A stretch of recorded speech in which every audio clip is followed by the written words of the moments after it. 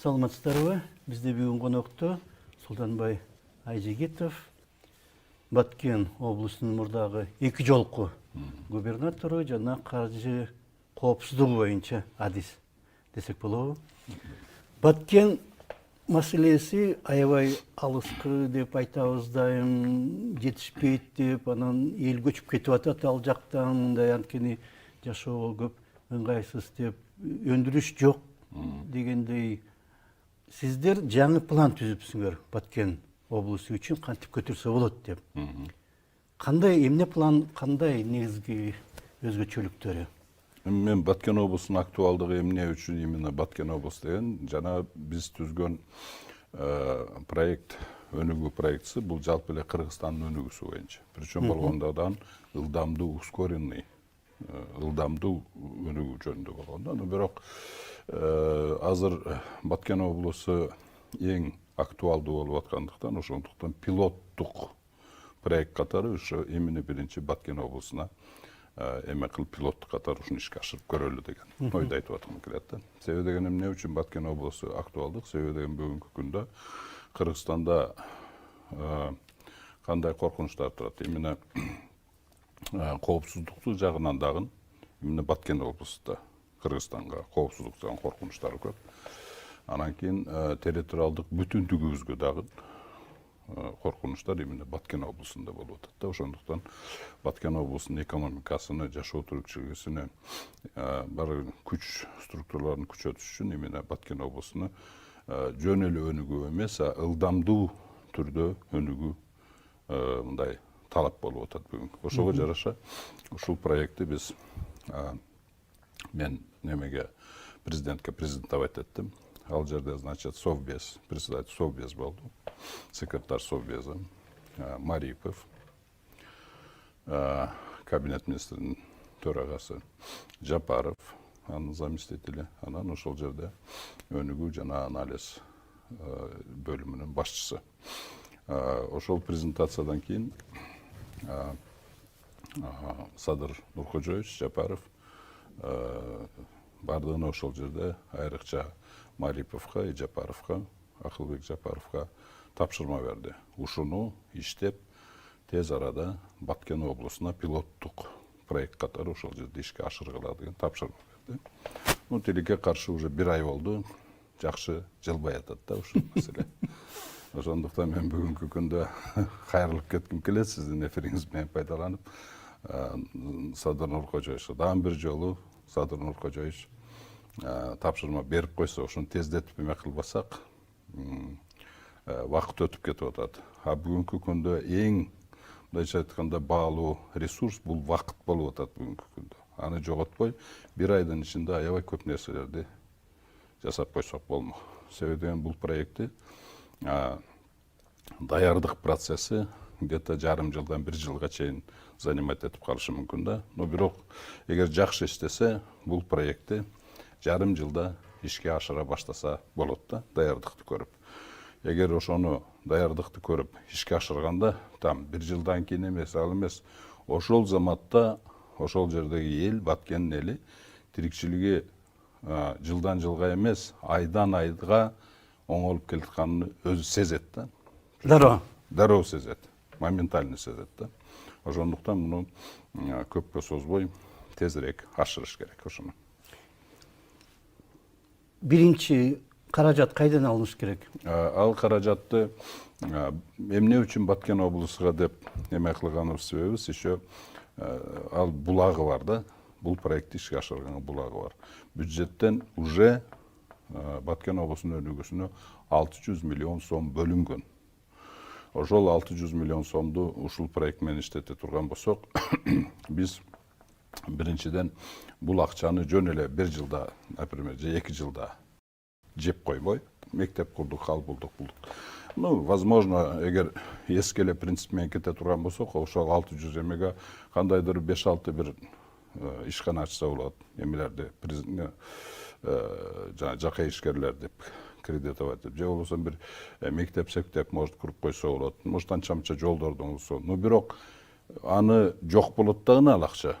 бирок өнүгүүсү да болбойт, элдин тирикчилиги деле особо эме болбойт, айлык маянасы көтөрүлбөйт, жумушчу жайлар особо пайда болбойт, ошондуктан ошол 600 миллион акча жөн эле жок болуп кетиши ыктымал да.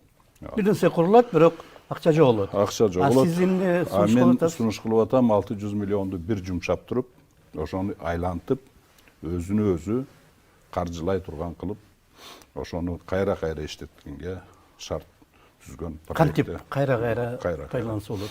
Значит, бул кайра калдырганда мындайда себеби деген берде мындай. Мисалы акчаны кайра иштетиш үчүн ал айланыш керек да экономикада. Акча экономикада айланыш үчүн биз өзүбүздүн өндүрүштү мындай развивать этишибиз керек.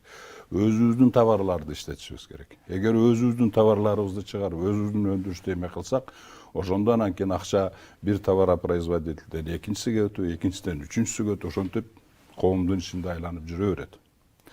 Экономикада. Экономиканын ичинде. Эгер бүт бардыгы өзүбүздүн өндүрүш болсо, өзүбүздүн товарлар болсо, ошондо анан кийин бир адамдын экинчи колуна өтүп эле акча ошентип айланып жүрүп Ну, өтөт да. баары бир жанагыдай өндүрүш ишканаларын куруш керек да. Да, аны курулуш керек. Бирок ошого жумшаш керек да, себеби деген бул идеянын эмеси мындай да, биринчиден. Негизгиси первую очередь биринчи кезекте элдин айлык маянасынын кирешесин көбөйтүш керек да. Бул Таратып бересиңерби? таратып беребиз. Ошону көбөйтүш керек дагы. Анан кийин ошол көбөйгөн акча көбөйгөндөн кийин мындайча айтканда, анан ошол акчаны максаттуу түрдө только өзүбүздүн ата мекен өндүрүшү чыгарган товарларды гана сатып алганга жумшаш керек. Ал эмне өзүнчө акча болобу? Ал Жок, өзүнчө мисалы акча үчүн болбойт. бир Мерседес сатып алам десе, биздики эмес да ал. Ошого короп кетет да. Андай эмес, мисалы ал мындай да, эгер жөн эле наличный колуна берип койсоңуз, конечно, өз билгенде иштетип жиберет. А эгерде карточкага, безналичный боло турган болсо, карточкага эме кылынат, ал карточканы только эмени сатып алганга иштетсе болот. Ата мекендик Ата мекендин өндүрүмдө. товарлары. Ата мекенин өндүргөн товарларга багыттап иштетсе болот. Себебиден башка нерсеге анда бул жана карточный система деген сыяктуу болуп калат. карточка боюнча. Азыр деле бүт барды айлыктар карточкага түшүп атпайбы? Просто бул жерде эч кандай максаттуу эмес. Банковский карталар эмес. Бир кезде жанагы СССР учурунда дүкөндө байпак турса дагы байпакты сатып ала албайсың. Анын үчүн акчадан тышкары дагы бир уруксат керек болчу, карточка Жок, деген. ал эми эски нерсеге кайтыштын кереги жок. СССРди вообще унутуш керек. Вообще ал болбогон нерсе, ал буну менен болбойт. Бүгүнкү күндө технологиялар ушундай өнүккөн. Мисалы, Америкада деле ошондой. Мисалы, азыр деле иштеп атат. Башка мамлекеттерде, айрыкча эмеде. Мисалы, эгер сиз, зарыгып калсаңыз, целевой жана социальный эмелер бар да, карточкалар бар. Сизге социальный эме берет, жардам берет. Мисалы, барсаңыз, студент болсоңуз, мисалы, стипендияңыз мисалы где-то бир жумага жетпей калды, же 10 күнгө жетпей калды. Сиз банкка барасыз дагы, мен студентмин, ушундай мага 10 күнгө жетпей атат десеңиз, овердрафт дегендей үстүнөн сизге эме жазып берет. Беспроцентный кредит берет. Вот. Акча берет да, анан. Кредитный карта. Да, кредитный карта берет. Анан ал беспроцентный. Анын арасынан бирок аны менен только Америкадан чыккан товарларды только сатып алган. Ошондой чектөөсү барбы? Ошондой чектөөсү бар. Анан кийин супермаркетке кирсеңиз, ал картаны көрөт дагы, эмелерде баягы штрих. Муну алса болот, деген алса болбойт деген. Штриктер бар да. Только Американын эмес деген, Made in USA дегенди алсаңыз болот. Анан алат, эмени мындай кылганда эле уже өткөрсөңүз, уже ал товарга эме кылбайт да. Өтпөйт ал. Ошондой система иштеп атпайбы бүгүнкү күндө. Бу жерде деле ошондой да. Ошондуктан бул эми максат, бул детальга кирип кетип атабыз. На самом деле механизм ошондой да. Акчанын элдин кирешесин көбөйтүп туруп, ошол кирешени максаттуу түрдө только биздин ата мекендик товарларга жумшап туруп, анан кийин ата мекендик товарларга жумшаганда, ата мекендик товарларга спрос көбөйөт. А спрос көбөйгөндө биздин ата мекендик товарды чыгарган бизнесмендер эмне кылат? Биринчиден караса спрос көбөйүп кетип атат. Значит, өсөт. Значит, биринчиден баягы складдагы запастарын чыгарат. Себеби спрос өсүп атат. Анан дагы эле спрос өтүп аткандан кийин, значит, инвестиция алат дагы товарларын көбөйткөнгө инвестиция алып товарлар чыгарышка. Инвестицияны ким берет? Ошондон кийин дагы бир жагы да, бул бир жагы. Экинчи жагы, биз ошол эле акчанын көлөмүндө бир жагдан эгер элдин кирешесин көбөйтүп аткан болсок, экинчи жагдан ошол эле акча менен именно элге керектүү товарларды чыгара турган эмелерге кредит берилет. Вот. Анан бул жерде, конечно, баардык эле нерсени бүгүнкү күндө биз чыгарганга мүмкүнчүлүгүбүз жок да. Ошондуктан первоначально мындай өзүбүздө бар нерсеге жумшаш керек да. Первый очередь адамга эмне керек? Тамак аш керек. Тамак аш керек. Значит, ошол тамак аш менен байланыштуу өндүрүштү бардыгын өнүктүрө башташ керек да. Вот. Ошондуктан первый очередь биз ойлоп атабыз тамак ашка чыгара турган инвестиция бериш керек ошого. Экинчи жагы адам баласы кийиниш керек. Значит, кийим кече чыгарчу анда бизде бар ошону. Үчүнчүсү анан кийин үй болуш керек. Значит, үйдү курганга дагы ошону жумшаш керек да. Ошондо ошол биз көбөйткөн маяналары, кирешелери максаттуу түрдө биздин тамак аш чыгарчу өнүгүштүү тармакка жумшалат. Экинчиси кийим кече чыгарчу эмеге жумшалат. Үчүнчүсү үйдү курулуш эмеге жумшалат. Анан бул жерде эмне дегим келет? Себеби деген эмне үчүн именно ушул тармактарга? Себеби деген тамак ашты толугу менен өзүбүздөн чыгарсак болот.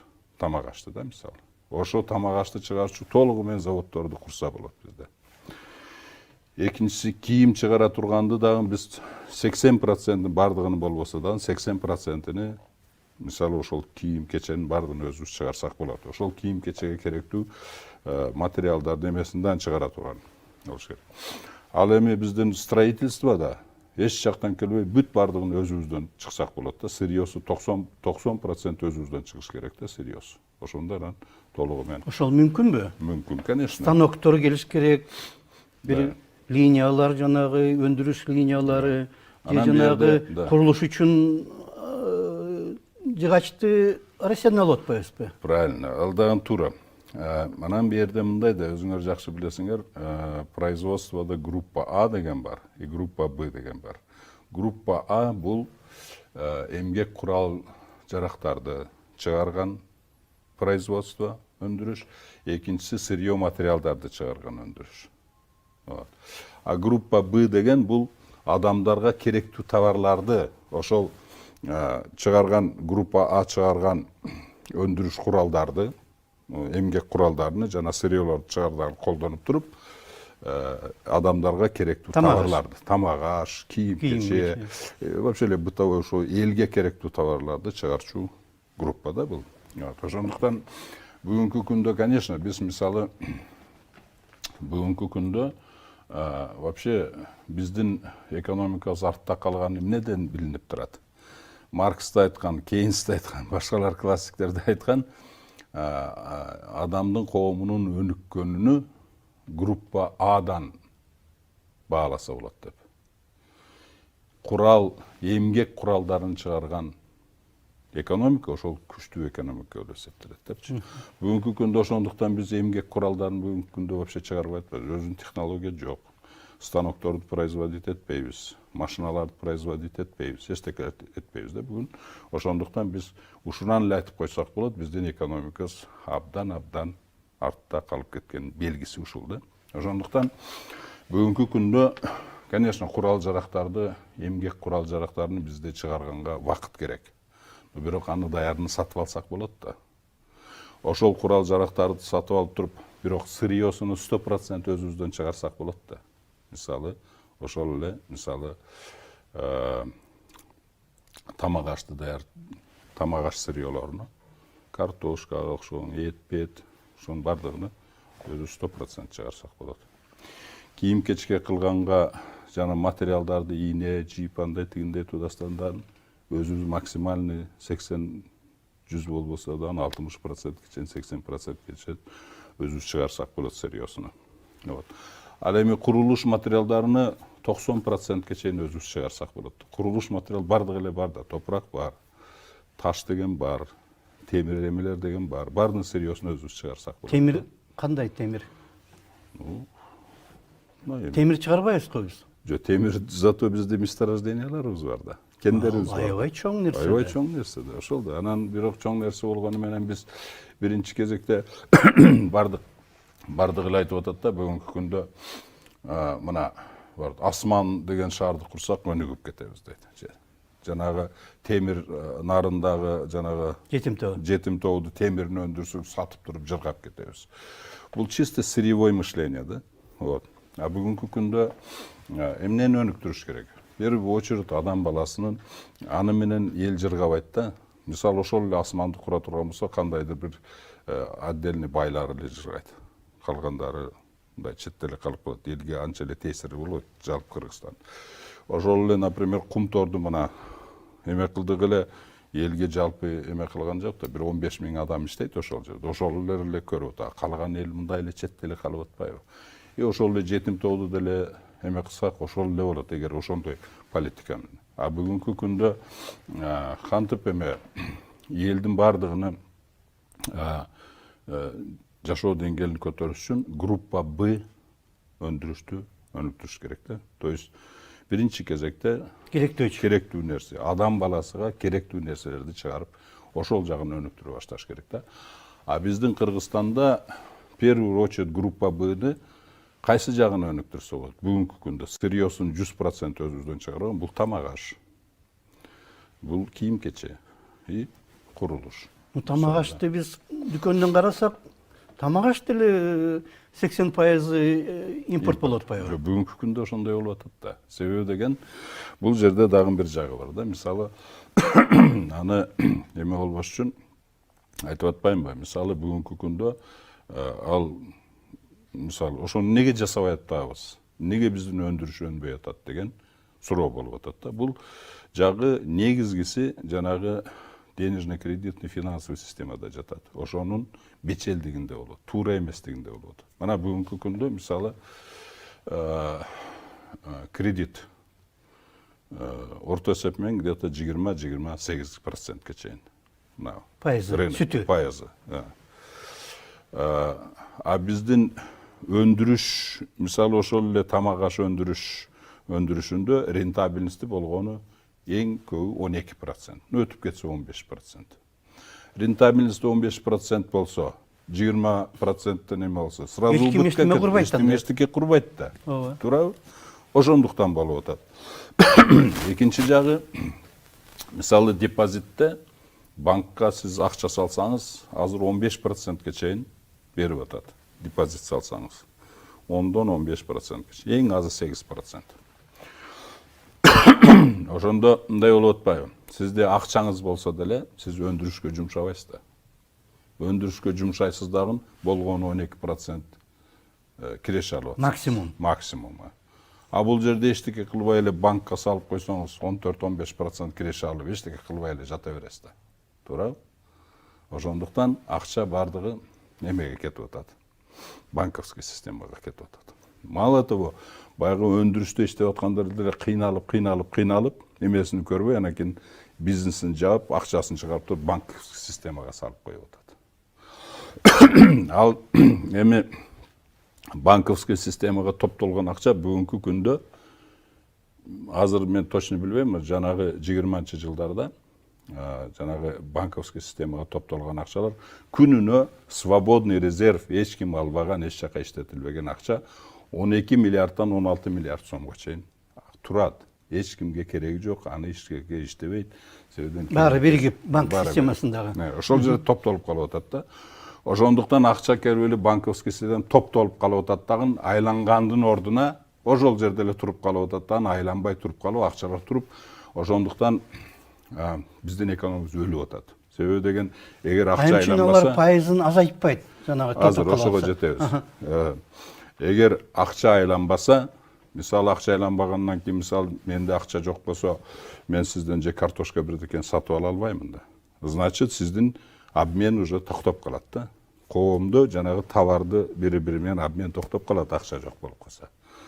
Акча канчалык азайса, ошончолук обмен токтойт, ошончолук өндүрүш токтойт, ошончолук бүт бар жок кыскара баштайт, бүт барды азая баштайт, обращение азая баштайт да. Ошондуктан бул эмнени айтып отурат? 16 миллиард акча жөн эле жаткан болсо, ошол 16 миллиардка жакын бияк өндүрүш болбой калды да, күнүнө. Ойлонуп койсоңуз, а бир жылда канча күн? 360 күн. Эми 16 миллиардты 365 күнгө көбөйтсөңүз канча акча болот? Ошончо акчага биздин экономикабыз токтоп калып атат. Ошончо акчага биздин продукциябыз чыкпай атат. Түшүнүп атасызбы?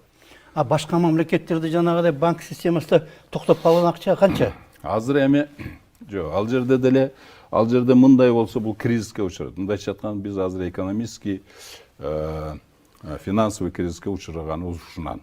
Түшүнүп атасызбы? Ушу өтө көп болуп атат, э? Өтө көп. Ал нормалды канча кимге болуш керек? кереги жок, акча топтолуп банкта туруп калып атат да, айланбай туруп калып атат. Анан ал акчаны булар эмне кылып атат? Булар анан кийин эмне кылышын билбей, значит, жогорку пайызда мамлекеттин баалуу кагаздарын сатып алып атат. Мындайча айтканда, элди мындай кредит берип ала албаса, бюджет аркылуу алып атат да. Ошондо анан кийин жанагы 20-жылдарда бюджетке акча керек болуп калып, баалуу кагаздарга 12%-тен 8%-тен 18%-ке чейин карыз алды да. Ал бюджет банктан бюджет. Анан кийин ошонун акчаны алып бияка иштетип атпайбы. Но бирок ал элдин карызы да. Бюджеттин карызы бул, элдин карызы да. Ошондуктан биягыдан булуусудан биягыдан алып атат да. Мындайча айтканда, жанагы чоң проценттеги доходдорду банктар бардыгы элдин эсебинен алып атат. Банктар эч качан уттурбайт. Уттурбайт. Же элди карыз кылат, же мамлекетти карыз кылат. Анан дагы бир жагы национальный банкты карыз кылып ататтар. Себеби деген национальный банкка анан банковский системадан бул акча жылбай турса, булар да банкрот болот да. Ошондуктан мамлекет дагы, өкмөт дагы, улуттук банк дагы именно банковский системаны сактап калабыз деп ошонун карыз алып ататтар. Анан национальный банк өзүнүн облигациясын сатып атат. Ал жерде дагы облигациясынын, мисалы, жана учетный ставкасы бар эмеспи? Азыр 5,5-га түшүп калды. Ошол менен сатып алат наркылар. 5,5%-тик облигацияны сатат. Мындайча айтканда, ошол эле коммерческий банктардан, национальный банктан карыз алып атат. Мындайча айтканда. Түшүнүп атасызбы?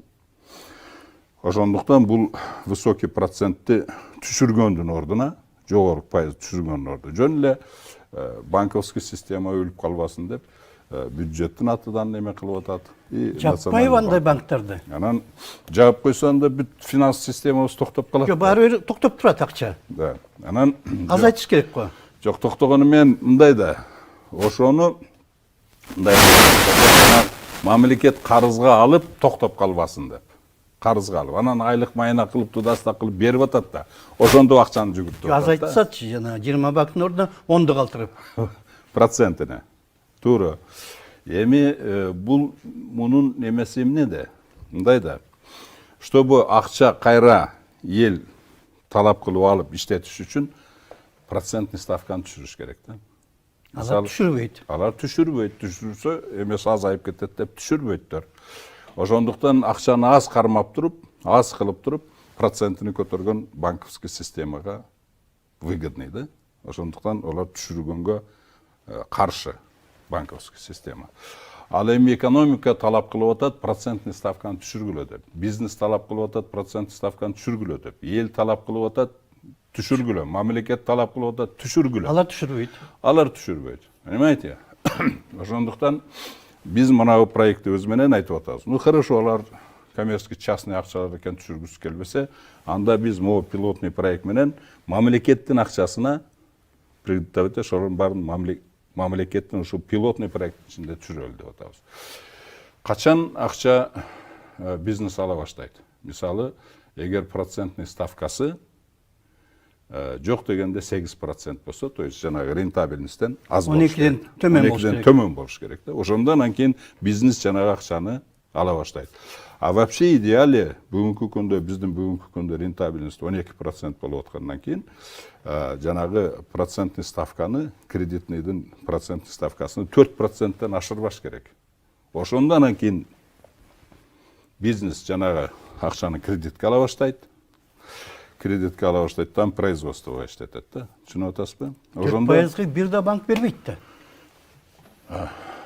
Ал пайызга бербесе, біз жанагы ал 600 Баткендин миллион ичинде. Баткендин ичинде, пилоттун ичинде ошондой кылайык деп атабыз. Бир жагынан элдин маянасын көбөйтөбүз деп атабыз, анан максаттуу түрдө именно атамекендик товарларды алганга максаттуу түрдө жүрүшөк, бир жагы.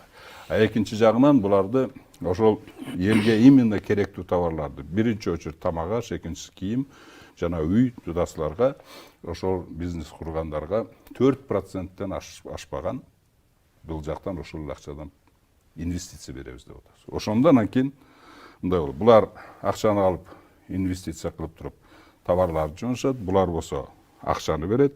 Ошондон кийин бул маяна көбөйгөн акча бизнестерге келет, булардын товары буларга элге кетет, анан жанагы өндүрүшкөн эметен кредитти 4% кредитini төгө баштайттар. Ошондон акча, мындайча айтканда, совокупный жалпы өндүрүүчүлөр менен жалпы потребительдердин ортосунда акча айлана баштайт дагы, өнүгө баштайт. Жок. Бир Баткен облусунда. Да. Анан бул Ошондо система орто айлык канча болот? Жанагы биринчи элге акча бериш керекпиз деп атпайсыңбы? анан азыр Бирдене сатып алыш үчүн. Биз эми ошону эме кылыш үчүн, например, мындай деп атабыз да, проект боюнча в первую очередь ошол элдин кирешеси көбөйүш үчүн жанагы минимальный пособиялары бар эмеспи? Ошолорду ар жыл 1000 сомго көбөйтөлү деп атабыз. Пенсионерлердин пенсиясын ар жыл 1,5 сомго көбөйтөлү деп атабыз. Ар жыл. А канча жылга? 5 жылдын ичинде биз эмеге чыгышыбыз керек. Айлыктарды жылын 5000 сомго көбөйтөлү деп атабыз. Ар жыл сайын. Ар жыл сайын. Ошондо 5 жылдын ичинде эмелердин минимальный пособие алгандар 5000ге көбөйөт экен. Пенсионерлердики 7500ге көбөйөт сразу. А берки айлык алгандардыкы 25000ге көбөйүп атат да. Ошондо орто айлык азыр 18000би? 18000 болсо 25000 кошсо 45000 сомго чейин чыгарса болот да 5 жылдын ичинде. Да, 5 жылдын ичинде чыгарса болот. Ошентип, анан ошол көбөйгөн акчалардын бардыгын максаттуу түрдө только биздин товарларды алганга жумшаш керек. Ошондон кийин биздин товарларга спрос көбөйөт. Значит, биздин бизнесмендер дагы буягыдан биз эгер инвестиция бере турган болсок, алар элге керектүү товарлардын баарын чыгара баштайт. Ошондон кийин компенсация. А ошо ишканалар жетиштүүбү ошо чыгара турган азыр? Бүгүнкү күндө эми аларды куруш керек болсо, жок, азыр мындай да. Дагы каражат керек да. Азыр мындай да. Бүгүнкү күндө мисалы биринчи кезекте мисалы айлык маянасыны, пособияны 1000 сомго көбөйтөлү деле. Айлыкты пенсияны 1500ге, айлыкты 5000ге. Ал тамак ашык эле кетип калат да. Туура? Ар айда 5000 тамак ашыга жөн эле кетет. Туура? Ошондуктан первый очередь тамак ашка жумшаш керек да муну. Первый очередь. Ошол ишканалары барбы ошо? Ишканалар бүгүнкү күндө мисалы акчаны дагы мындай көбөйтүш керек да. Мисалы Баткен облусунда мисалы жылың мисалы 5 миллиард сомдук, 1 миллиард сомдук эмеге тамак аш чыгып аткан болсо, тамак аш бүгүнкү күндө. Эми ашыкчасы да мисалы. Значит, 1 миллиард сомдук көбөйтүш керек да. Элдин кирешеси. Жалпы. Ошондон кийин жанагы эмелери чыгат дагы неме болот. Анан ошонтип башташ керек да, ошондуктан аз-аздан башташ керек да. Ошондуктан пилоттук деп атабыз. Резкий кыла турган болсок, баардыгын акчаны көбөйтүп койсок, ага товар жок болуп калат да, анда инфляция башталат. Ошондуктан бу жерде канчага көбөйтсөк, бирне бу жерде канчалык тамак ашка жана башка товарларыбыз болсо, ошол суммага биз эмени көбөйтүшүбүз керек. Түшүнүп атасызбы? Биздин убактыбыз азайып баратат, 1-2 мүнөт калды. Эми ошондо эң негизги нерсе эмне болуп атат? Эмне үчүн жанагы 600 миллион сом бөлүнгөн тарап кеттиби? Жок, 600 миллион сом азырынча бөлүнгөн, бирок аны ишке кире элек али, бере элек. Ошондон пайдаланып, ошону менен пайдаланып атат. Жок, силер мындай эле жеп койбой, жедирип койбой, могу проектке айлансак, эгер салсак өзүнө өзүн айланта турган кылабыздан 600 миллионду жөн эле жок болуп кетпей. Кийин өзү иштеп кеткендей.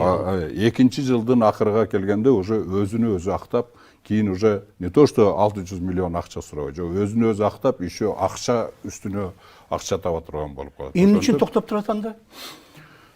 Билбейм, азыр эми президент поручение берген, бирок бир айдан бери кыймыл жок да. Азыр эми мына Текшерип атышат го. Билбейм, кандай, по-моему, булар жөн текшерген деле жок. Булар жөнүндө эгер текшерип эмеле турган болсо мени чакырат эле да. Бул кандай, могу кандай деп мага суроо берет да. А мен наоборот звонить этип сүйлөшөйүк, ушуну баштайык десем, телефондорду албай атпайбы. Понимаете? Азыр эми мына кече жакында мен радио Маралда дагы интервью бергенде ушуну айттым эле. Звонить этип айтып атат, келгиле сүйлөшөлү деп. Эртең вторник эми барам, эми сүйлөшө баштайбыз. Я үмүттөнүп турам, эми мунан биягына бир жылыш болот, анан кийин муну тез арада неме кылыш керек, ишке ашырыш керек. Себебиден иначе Баткен облусун көтөрө албайттар. 600 миллионун да жеп коет, башкасын да жеп коет. Баары да ошону менен жок болот. Анан баягы бүт бар жумшаган акчалар текке кетет. Качан чечим чыккан 600 миллион тууралуу? Качан эле чыккан уже. Канча болуп кетти? Бир жыл? Уже бир айдан бери, бир 3 ай болуп калды окшойт, ушунча акча бөлүнөт деп.